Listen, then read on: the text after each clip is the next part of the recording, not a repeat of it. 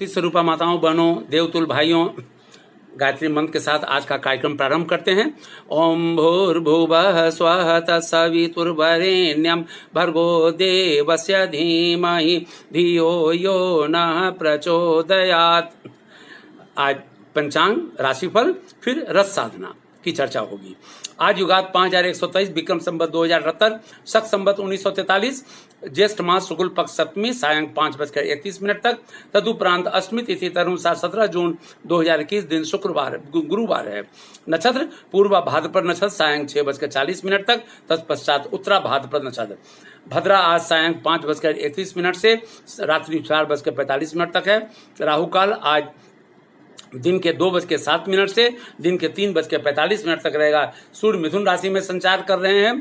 चंद्रमा सिंह राशि में रात्रि 12:29 तक, तत्पश्चात कन्या राशि में संचार करेंगे। सूर्योदय 5:13 पर हो रहा है। सूर्यास्त सायं 6:47 पर हो रहा है। दिशाशूल आज गुरुवार को दक्षिण दिशा की यात्रा शास्त्रों द्वारा वर्जित है, परंतु अत्यावश्यक होने पर दही या जीरा का सेवन कर अथवा गायत्री मंत्र का मानसिक जप करते हुए यात्रा करने से वर्जना समाप्त हो जाती है। शुभ मुहूर्त रवि योग प्रातः 5:13 से दिन के 3:27 तक। अभिजीत मुहूर्त दिन के 11:32 से दिन के 12:26 तक। अमृतकाल दिन के 3:50 से सायं 5:26 तक। ये था आज का पंचांग। अब आइए राशिफल। मेष राशि, आज का दिन आपके लिए मिला जुला हुआ रहने वाला है। सहयोगियों से विवाद की संभावना है। पारिवारिक जिम्मेदारी ज्यादा रहने वाली है। खर्च ज्यादा होने की संभावना बनी हुई है। धार्मिक कार्यों में मन में शांति मिलेगी। सेहत ठीक रहेगी। वृषभ राशि, मित्रों से मुलाकात के योग हैं। नई योजनाओं की जानकारी मिलेगी। काम का दबाव ज्यादा होगा। परिवार के साथ खुश रहेंगे। दाम्पत्य जीवन मधुर होगा। लाभ के संकेत दिख रहे हैं। यात्रा के योग बन रहे हैं। वाणी पर नियंत्रण रखना अच्छा होगा। विवाद से बचने का प्रयास करें।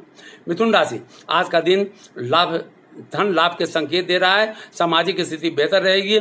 शत्रु शांत रहेंगे। मानसिक रूप से आप मजबूत रहेंगे। प्रभु की आराधना में मन लगेगा। काम का दबाव ज्यादा रह सकता है। जीवन साथी का सहयोग मिलेगा। रिश्तेदारों से खुशखबरी आ सकती है। जोखिम न लें। कर्क राशि, तनाव लेने से बचना होगा। इसके चलते सेहत खराब हो सकती है। आर्थिक स्थिति ठीक रहेगी। कामों का दबाव ज्यादा रहेगा। सामाजिक कार्यों में हिस्सा ले सकते हैं। संतान पक्ष से शुभ सूचना मिलने के संकेत हैं। सेहत ठीक रहेगी। सिंह राशि, बिना सोचे समझे निवेश ना करें। धन लाभ के संकेत हैं। नया काम शुरू कर सकते हैं। जीवन साथी के साथ मधुरता बनी रहेगी।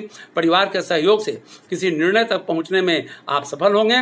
मान सम्मान बढ़ेगा। स्वास्थ्य में कुछ उतार चढ़ाव दिख रहा है। कन्या राशि, खर्च के योग दिख रहे हैं। किसी काम में नुकसान होता दिख रहा है। सेहत पर ध्यान देने की आवश्यकता है। शत्रुओं की वजह से नुकसान की संभावना को नकारा नहीं जा सकता है। यात्रा पर जाने का योग बन रहा है। तुला राशि, पारिवारिक कार्यों का दबाव ज्यादा रहेगा। विवाद की आशंका बनी हुई है। परिवार की मदद से परेशानी दूर होगी। जीवन साथी के साथ सुखमय जीवन बना रहेगा। नए काम में लाभ के संकेत हैं। आमदनी में बढ़ोतरी होगी। सेहत पर ध्यान देने की जरूरत है। वृश्चिक राशि, आज आपको खुशखबरी मिल सकती है। छात्रों को सफलता मिलेगी। धन लाभ के संकेत हैं। कुमारों के लिए रिश्ता आ सकते हैं। विवाद टालने का प्रयास करें। स्वास्थ्य सामान्य रहेगा। आर्थिक रूप से उतार चढ़ाव बना रहेगा। धनु राशि, आर्थिक लाभ के संकेत हैं। व्यवसाय में बढ़ोतरी होगी। किसी रिश्तेदार के यहाँ से अप्रिय समाचार मिल सकते हैं। यात्रा पर जाना पड़ सकता है। विरोधियों के कारण नुकसान हो सकता है।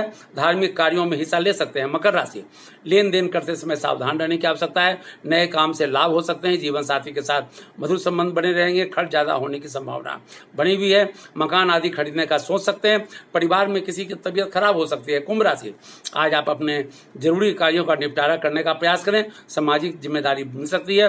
काम का दबाव ज्यादा होगा। तनावग्रस्त रह सकते हैं। संतान पक्ष से खुशखबरी मिल सकती है। आमदनी में वृद्धि के संकेत हैं। स्वास्थ्य को लेकर चिंताग्रस्त रह सकते हैं। इलाज में खर्च हो सकता है। मीन राशि, आज किसी रिश्तेदार का आगमन हो सकता है। धन लाभ के संकेत हैं। संतान पक्ष से खुशखबरी मिल सकती है। यात्रा पर जाते समय सतर्क रहें। वैवाहिक जीवन सुखी रहेगा। धर्म कर्म में मन लगेगा। स्वास्थ्य ठीक रहने वाला है। ये था आज का राशिफल। अब रस साधना, जो फल आपको सबसे स्वादिष्ट लगता हो उसे इस साधना के लिए चुन लें।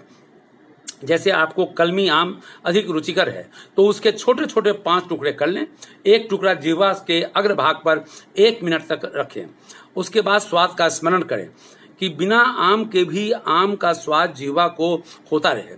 2 मिनट में यह अनुभव शिथिल होने लगेगा। फिर दूसरा टुकड़ा जीभ पर रखिए। पूर्वतः उसे फेंक कर आम के स्वाद का अनुभव कीजिए। इस प्रकार 5 बार करने से 15 मिनट लगते हैं।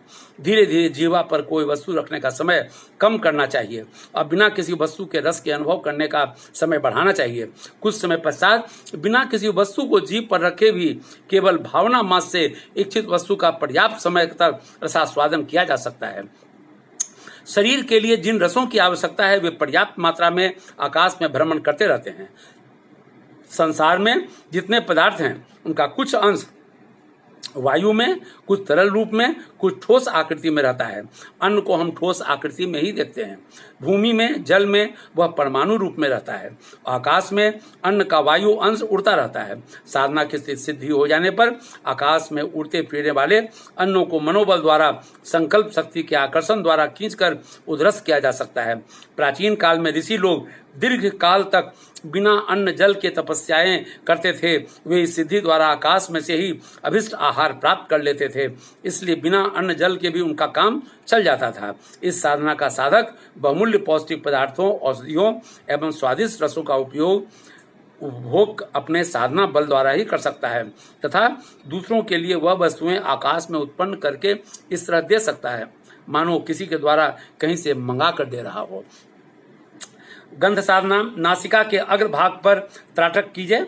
इस साधना में आवश्यक है दोनों नेत्रों में से एक साथ नासिका के अग्रभाग पर त्राटक नहीं हो सकता, इसलिए 1 मिनट दाहिना तथा 1 मिनट बाईं ओर उचित है। दाहिने क्षेत्र को प्रधानता देकर उसके नाक के दाहिने हिस्से को, फिर बाएं नेत्र को प्रधानता देकर बाएं हिस्से की गंभीर दृष्टि से देखना चाहिए। आरंभ 1-1 मिनट से करके अंत में 5 मिनट तक बढ़ाया जा सकता है। इस त्राटक में नासिका की सूक्ष्म शक्तियां जागृत होती हैं। इस त्राटक के बाद कोई सुगंधित और सुंदर पुष्प लीजिए, उसे नासिका के समीप ले जाकर 1 मिनट तक धीरे धीरे सूंघिए, तभी गंध का भली प्रकार स्मरण कीजिए। इसके बाद फूल को फेंक दीजिए। अब बिना फूल के ही गंध को 2 मिनट तक स्मरण कीजिए। इसके बाद दूसरा फूल लें। इस क्रम को पुनरावृत्ति कीजिए। 5 फूलों तक 15 मिनट प्रयोग कीजिए। स्मरण रहे कम से कम 1 सप्ताह तक एक ही तरह के फूल का प्रयोग होना चाहिए। इसी प्रकार रस साधना में एक फल का 1 सप्ताह तक प्रयोग होना चाहिए। कोई भी सुंदर पुष्प गंध साधना के लिए लिया जा सकता है, इसमें कोई रुकावट नहीं है। जिस पुष्प को सामने रखकर उसका ध्यान किया जाएगा उसी के सूक्ष्म गुण अपने में बढ़ेंगे। हवन गंध योग से संबंधित है। बिना किसी पदार्थों का सूक्ष्म प्राण शक्ति को प्राप्त करने के लिए उनसे विधि पूर्वक हवन किया जाता है, जिससे उनका स्थूल रूप तो जल जाता है पर सूक्ष्म रूप से वायु के साथ चारों ओर फैलकर निकट लोगों की प्राण शक्ति में अभिवृद्धि करता है। सुगंधित वातावरण में अनुकूल प्राण की मात्रा अधिक होती है, इससे उसे नासिका द्वारा प्राप्त करते हुए अंतःकरण प्रसन्न होता है। गंध साधना से मन की एकाग्रता के अतिरिक्त भविष्य का आभास करने की शक्ति बढ़ती है। सूर्य स्वर दायां और चंद्र स्वर बायां सिद्ध हो जाने पर साधक अच्छा भविष्य ज्ञाता हो जाता है। नासिका द्वारा साधा जाने वाला स्वर योग भी गंध साधना की एक शाखा है। हम लोग कल अब स्पर्श साधना की चर्चा करेंगे। अब आइए, अब हम लोग आज का कार्यक्रम समाप्त करते हैं। ओम शांति शांति शांति।